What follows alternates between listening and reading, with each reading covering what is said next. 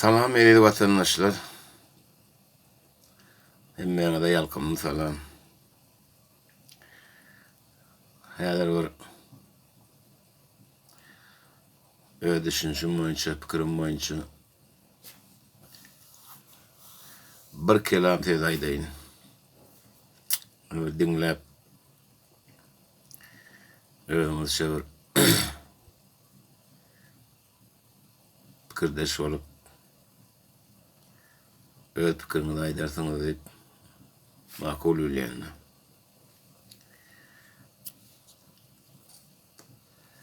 Şu adına edildi üniversitelerimiz bolonlar ýa-ki bizim aktivistimiz Murat Razak Ýaşoğlu şo çykyş edip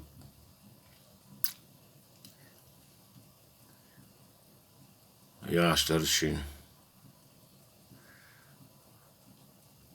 köp zatlar aýtdy. Atyp owlatlar aýtdy. Muratjan enem ömrüňiz ok bolsun, janyňyz sag bolsun, çykyş edip otur. Sag bol, aty minnetdar. Bizim içimizde yaşlar, orta yaşlar var. Arada ulularım vardır. Yok diyecekken. Ne diyetsiz neyim iş ettiniz? Boş diýäňiz de. Köpüňiz şoň gali. Şonu bir şu boş, siz boş deyip diýmegine başarýaňyz. Inni şu biz borçlular ho, yiğitler. Hiç kim borçlular. Şu aktivistler, şu çykyş edýänler hemmesi hiç kime borcu yok. Şu vatan üçün, öz çağlamız üçün, enemiz atamız üçün şu zatları etjek bolup otur. Ey canlı onlar, boş diýenler size ýüzlenýän. Ullakan haýyş. Eger de bir düşünmeýän bolsaňyz, onu diňleňe. Ýaşlar var, ýaşlylar var. Orta yaşayanlar var, hemmemiz var, dinleyen şu zatlar, ağlaçık. Yani boş deyip, gurulap otursun komentarıda yazıyorsunuz. Aşın komentarıda yazıp bilen olsan video çekti, yüzünü açma, guruladı, neyim için boşluğum olur? Ayda, ineyim. Ya olmasa siz günahkar, yol yaptınız, aktivistler günahkar diye. O ne aktivistler günahkar, yolun yapıklığını içine bidem giyecek, bidem giyirülemede karşı oturuz. O ne Süleyman Can'ın ölümüne de aktivistler günahkar mı? Ya neçe adamlar türmeye batırılır, neçe adamlar yitilmediler. Onları da aktivistler günahkar mı? Ya Türkiye'de neçe tane oğlunlamız öldü, şöyle cahillenli, onları da aktivistler günahkar mı?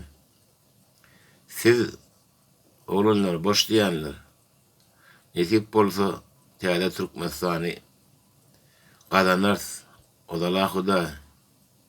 Şo ýerde de uly bir her welaýetde ullakan bir balnisy açart etip bolsa, şunu opşy gurulşar halk bilen. Onuň şo boş diýenleriň hemmesini her balnisy 4-5 tane psikolog goýup sizi liçit etmeli. Boşlar size ýüzlenýär. Sizi şo taýda goýup liçit edip şu egzamin geçirip onun halkın arasında koyuyorum. Bolmasa siz var ha. Yönü ağzına da verilen tamra batırtınız. Zaya tokunmuyor. Zaya mısınız? Neyem olur size? Boş deyip gurula bilyen mozun, komentar yazıp bilyen mozun, senin akıllı olyan mozun, video çekti gurulu. Bir de sizin yüzünüzü gerek gel o. Bir de yüzümüzü korkuyoruz. Şey gurula batırız. Tedavi yüzümüzü korkutmayan sebebi strahok ediyez. Nira varamızda da arkayını işler yani.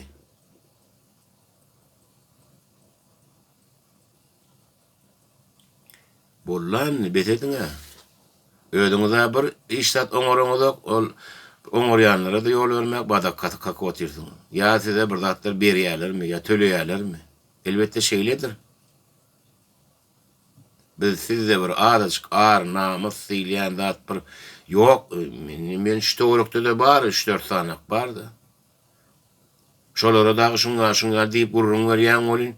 O senin o yüzü ak tam senin bir gaçya bolin. Son ailen oranı kol iki koçudan anardan seni gördü. Kuyruğunun yandına basıp kaçıp gitmiyor. Ya koçudan milite gördü de kaçıp gidip diyor.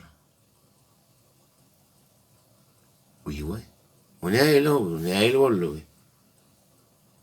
O Hudaydan korkanı yok. O militeden korkanı yavru.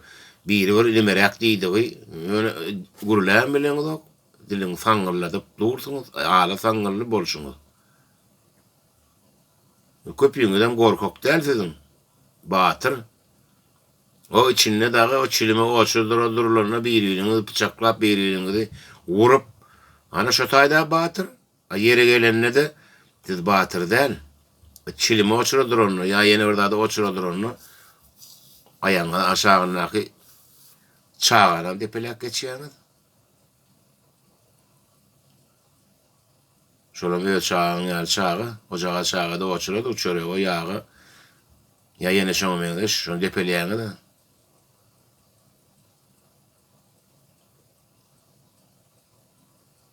Sizin netice yok. Türkmen halkımızda size netice yok. Yani ağzınıza bir yumup da edip bir kulağınıza yap oturun.